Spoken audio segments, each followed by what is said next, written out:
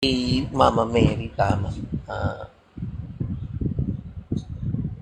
ibig sabihin, oo, ayon sa Roman Catholic sinless daw. Pero, kasi sinasabi, no, na about na ano, na si Jesus Christ na talaga yung sinless kasi nangailangan din daw ng tagapagligtas si ano, si Mary, yung sinasabi nila. Ang tanong Ano ba, pa rin siya ibig sabihin na makasalanan pa rin daw si Mary. hindi rin Ayon bro sa eh. ibang ano, Hindi rin bro. Kung gagamitin kasi natin kasi yung tao lang dito si Mary.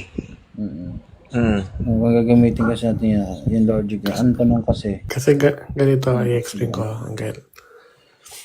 So, doon sa Lucas, nung sinabi doon na um, full of grace, yan no, yung full of grace, diba?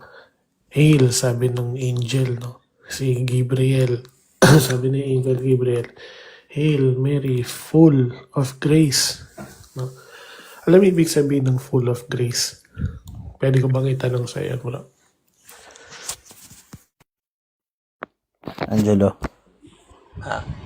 Sukdulan biyaya. Ganun. Full no? Pag sinabing grace, no, Full grace. pinatatawad tayo sa kasalanan natin, no, sa pamamagitan ng alin, grasya ng Panginoon. Tama ba? Yes, tama. Tama po. Tama. Because of the God's grace, pinatatawad tayo. Ngayon, nung sinabi ng angel na full of grace kay Mary, that is in Greek, no, sa salitang Griego, that is ke karitomini, no, yung charis o charis, no, kaya si Charis Pempenko, Charis Solomon, yung charis, nang ibig sabihin ng charis, salitang Griego, that is grace, no, ke kari o ke charis o che charitomini, nang ibig sabihin, no, past perfect tense. Yan ang tense niyan. Ibig sabihin, no, sa salitang Griego ng kekaritomini, no, meron ng grace si Mama Mary before she was born. Best day, mga uncle, best day. Uncle Noel, good morning. Good evening sa'yo. Thank you. good evening po. Good day. Lahat. Ayan. So, naintindihan mo, Brother Angelo, na once you say, kekaritomini, no, may full of grace na yan, yung kekaritomini, that is past perfect tense. Ibig sabihin, before pa pinanganak si Mary, no, andyan na yung grace ng Diyos para kay Mary. So, nung pinanganak siya, since perfect, ibig sabihin, past perfect tense, hindi siya iniiwanan ng grace. Therefore, hindi siya nagkakasala. Until she Pag died. sinabi natin grace, ano yan eh, salvation yan eh. Yes. Kaya tayo na-save dahil sa salvation eh. Yes. Kaya tayo na-save dahil sa grace. Yes. So, through the grace of God. Ano kasi na, Yeah. diba? Kasi sinabi dyan na full of grace, ibig sabihin ng full of grace na yan, no? Past perfect tense, no? Before she was born until she died. Yes. Nag-guess mo? Nag-guess mo, Brother Angelo? Kung susundan kasi natin yung logic nila na Yes. si Mary, Ang lalim ng aral ng simbahan, bro. Balik na kayo, bro. Balik na kayo, bro, habang may pagkakataon kayo. kaya kung susundin kasi natin yung logic nila na kailangan ni Mary ng Savior, so therefore makasalanan siya. Ang tanong pa rin kasi dyan, kailan ba siya niligtas? Kailan ba siya niligtas ng Savior? Diba? Pero pagpalagay natin, makasalanan si Mary. Pagpalagay natin, sinabi niya, ang aking kaluluwa ay minamagnify si Lord. My soul magnifies the Lord. Kung makasalanan si Mary, paano niya dinadakila ang Diyos gamit ang kaluluwa niyang makasalanan? Paano mangyayari yun? And at the same time, bro, nung sinabing kailangan ni Mary ng salvation, nagpasalamat siya, no? Because she was saved, no? Niligtas naman talaga siya eh. no? Since she was born. Yes. Kaya yun bro. Hindi kagaya sa atin, no? Si Stephen, no? Si Stephen, he is also full of grace, Pero iba no? sa Greek. Pero hindi kay Caritomini. Nagkaroon siya ng full of grace after Christ died on the cross. Si Mary, wala pa si Jesus Christ, full of grace na siya. Yes, diba? Hindi pa pinapako sa cross. Tayo, nagiging full of grace tayo, no? After natin tanggapin si Kristo, no? Na naipako sa cross bilang Panginoon natin, etc. Si Mama Mary, wala pa yun. But she's already full of grace. Nag-guess mo, Brother Angelo? Apa. Yan. Sige, kayo muna. Uncle Noel, go ahead. Baka may gusto kayo sundot, Uncle.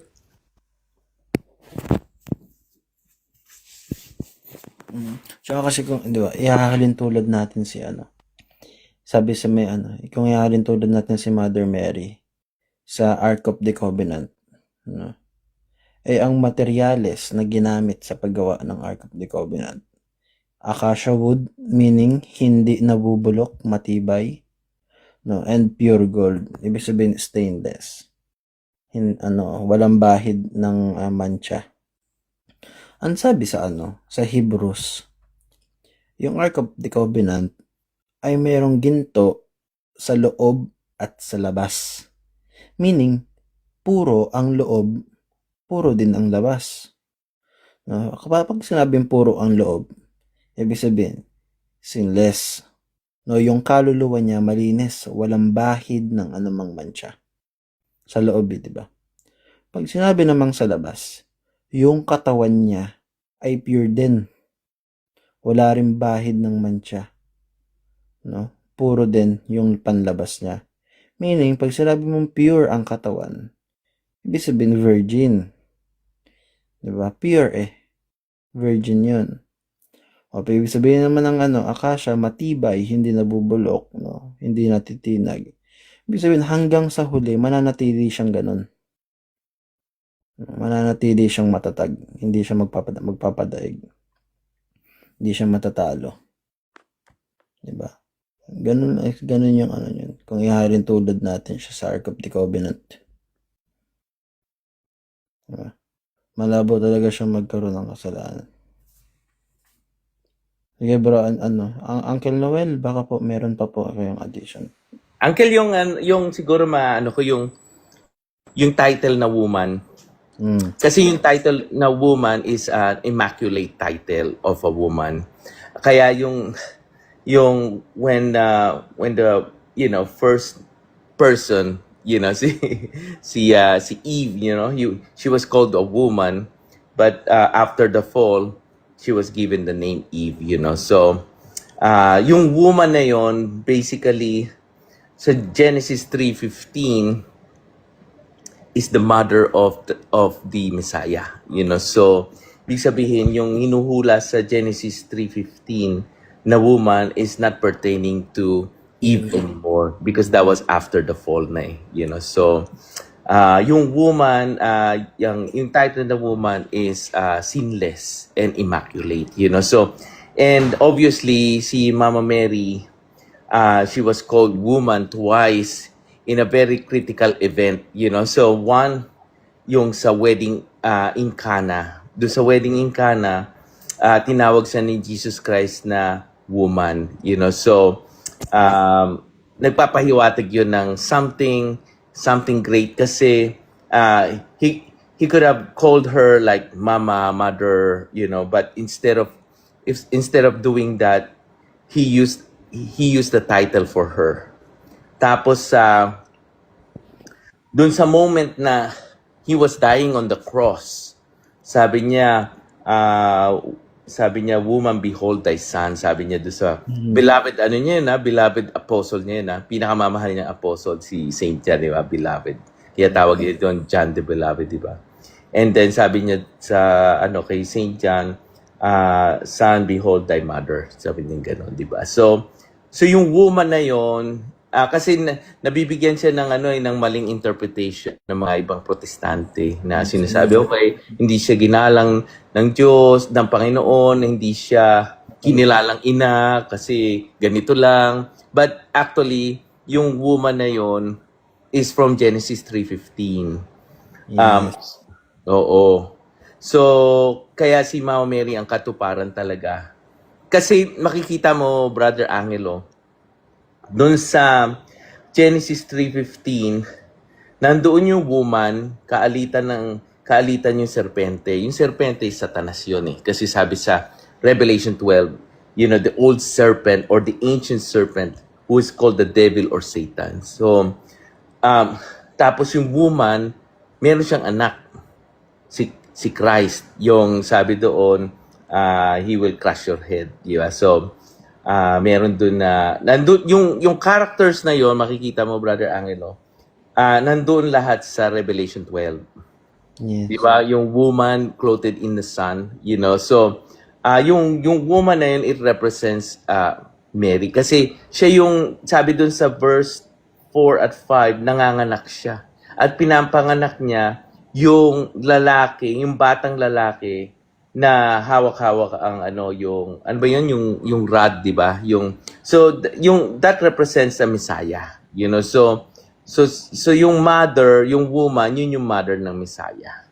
Kaya napaka-importante kasi yung woman means yung sinless, immaculate before the fall of Eve, So yun ang madadagdag ko diyan. Di ba? Tsaka ang kinol, no, kung sasabihin natin na nagkamali rin si Mother Mary, parang ang nangyari, umulit lang yung nangyari kay Eve. Correct, oo. Kaya nga si Eve, si Eve kasi tsaka si Adam, napasa ilalim sila sa sa dominion ni Satan, no, sa dominion. Kasi na sila naloko sila actually. Na-scam sila ni Satan eh. So under na siya ng dominion nung Satan. After nung sumunod sila do sa katiwalian ni Satan. Sumunod sila eh. But si Mama Mary never sa scripture na sinabi na nagkamali siya o meron siyang ginawang masama or talagang pinapakita doon hanggang sa huling sandali ng Panginoon Kristo, nandun siya sa cross. Nandun siya sa cross. So nandun siya sa nandun siya sa Savior. Nandun siya sa presence of God. Kaya yung sinasabi ni yung Ark of the Covenant ni Uncle Bench, ito nakalagay yung Word of God. Yes. Nandun nakalagay yung yung 10 utos, yung tablets, di ba? So meron tayong Apple tablets ngayon. Sila may tablets na rin dati. So nandoon kaya so lalagyan siya ng tapos tinatawag rin siya na kumbaga nandun siya yung na yon, yung Ark of the Covenant, nilalagay yun doon sa Holy of Holies, yung pinaka yung inner space ng templo, doon nilalagay. Bakit siya naging Holy of Holies? Hindi siya natawagin Holy of Holies kung walang presence of God doon. Kaya tinatawag Holy of Holies, ang holy doon si God. So ginagawa niyang holy pati yung kung nasaan siya, yung dwelling place niya. Tingnan natin yung word. Yung word, he is, diba sabi na, and the word was God. So, nandun nasa sinapupunan ni Mama Mary. So, siya nagkikerry for 9 months ng Holy of Holies. Pag hindi mo pinaniwalaan na yung kinikerry niya Holy of Holies, hindi ka na Trinitarian. I don't know kung Trinitarian ka, Brother Angelo. Pero I assume na Trinitarian ka kasi tinignan ko yung grace upon grace, parang ganon. Usually pag ganyan, born again, Trinitarian. So, kung hindi ka naniniwala na Holy of Holies si Jesus Christ, yung kinikeri ni Mama Mary ng 9 months, hindi ka na Trinitarian. Lalabas, ka na? Lalabas it's either Arian ka or historian ka.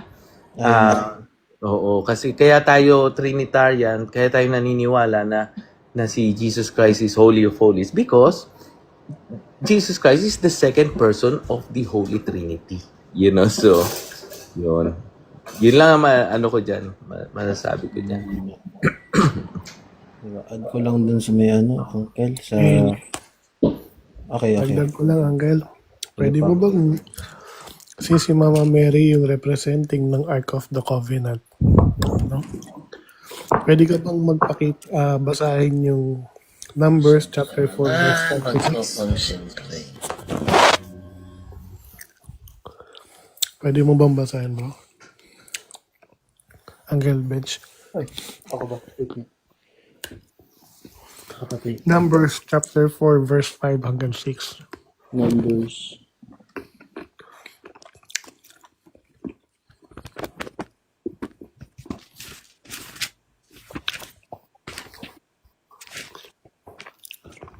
Ito pang finale na to. Sige. Habang babasahin mo yan, bro. Teka lang, ha.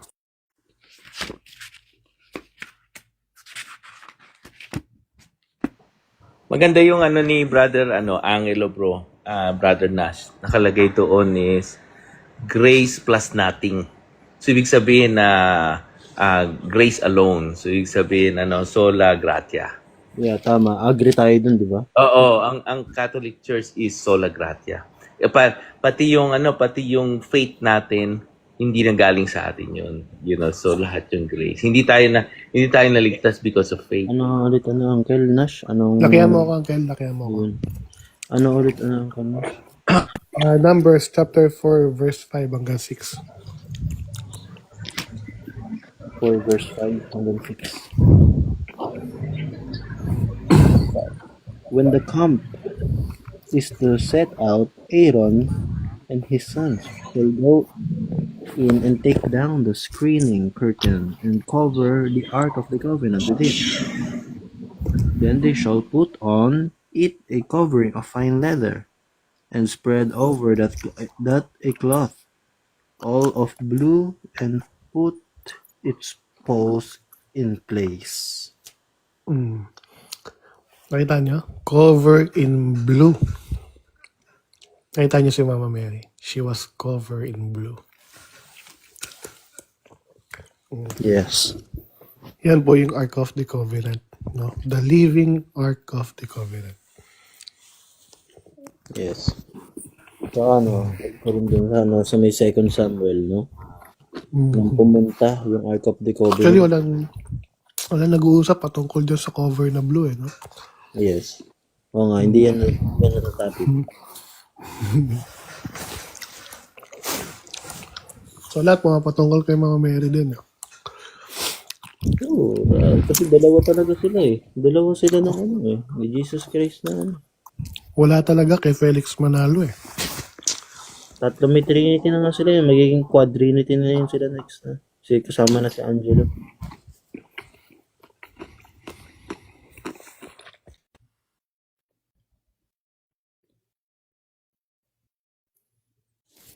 Ay, sa may 2 Samuel. Hanapin ko lang. Ayun, 2 Samuel, no? Nakalagay dito. David was afraid of the Lord that day. He said, "How can the ark of the Lord come into my care?" Yan. Basahin naman natin yung sa Lucas.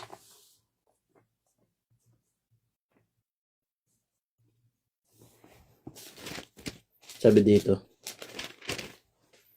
Yun sa Lucas.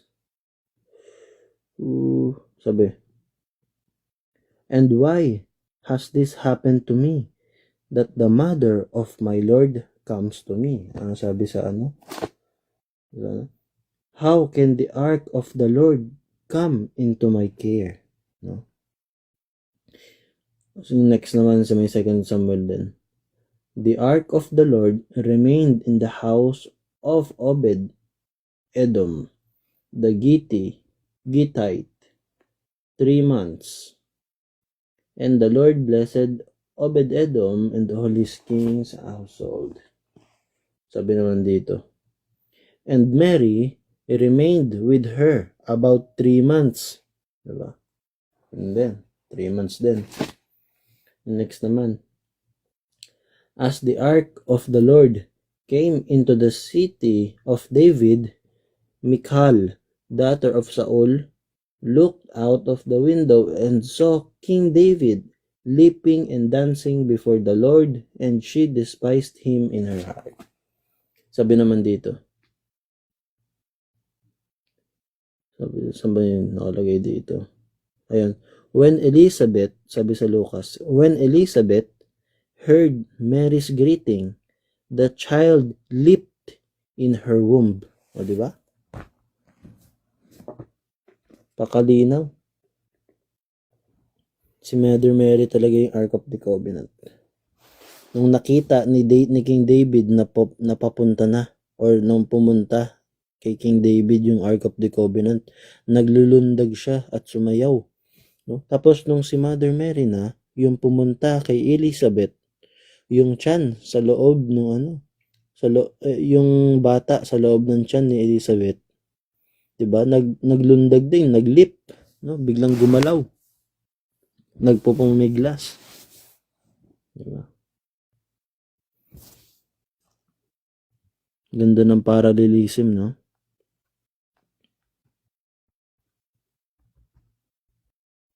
Mapagpalang umaga sa inyo. Alam niyo kung bakit kulay blue yan? Bakit, Angel? Gaya ng kay Elizabeth, no?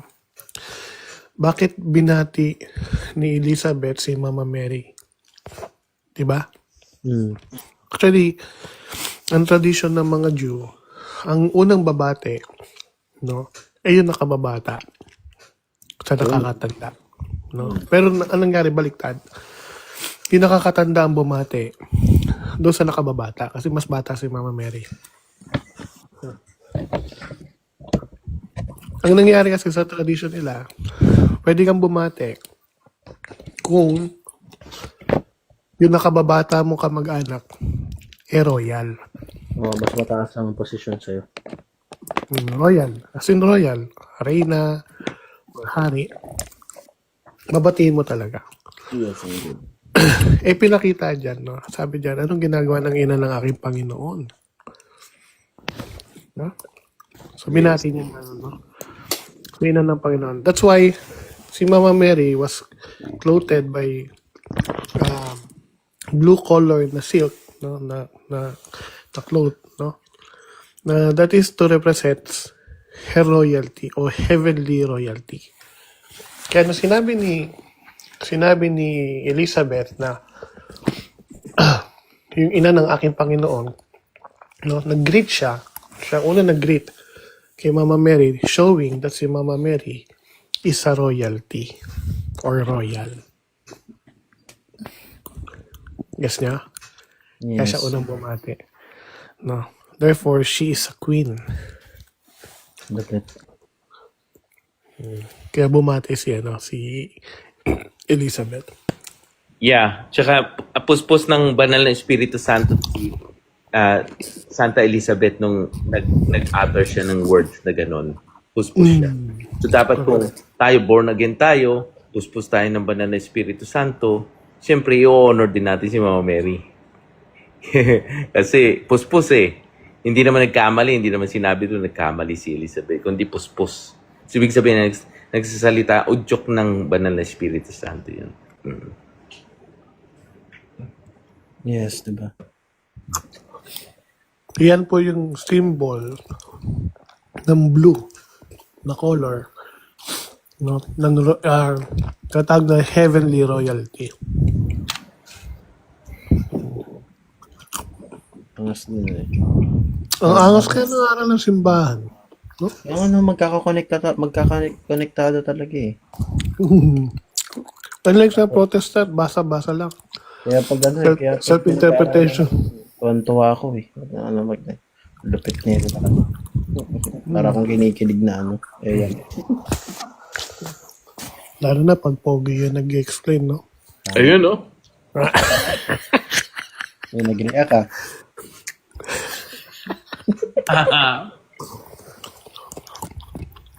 Pero kasi, we Catholics honor Mama Mary. So much, no? Pero hindi natin malalampasan yung pag-honor ni God the Father kay Mama Mary. Yes. Hindi natin siya malalampasan. Siya nag-honor kay Mama Mary mo. Sabi, the Lord is with you. Mm. Ang ano lang yan. Paano yun? The Lord is with you. Kasama niya ang Panginoon, ang Diyos. Yes. Tsaka uncle, ang hindi lang nila maintindihan, akala nila, ipinapantay natin si Mama Mary kay Jesus. Which is hindi naman. Akala nila pinapantay sa divinity. Hindi kasi nila naintindihan how to treat a royal person. Kasama Royal nila yan. sa Pinas. Nanay yan ng hari mo. Diba? Ina ng hari yan. At hindi lang basta hari, King of Kings yun. Siya yung nanay. Connected Tapos yan. itatrata mo siya na parang, Bali diba? wala. Ako po, mahiya ka. Pag ano yan, nasa kanang kamay nga yan ni Jesus, diba?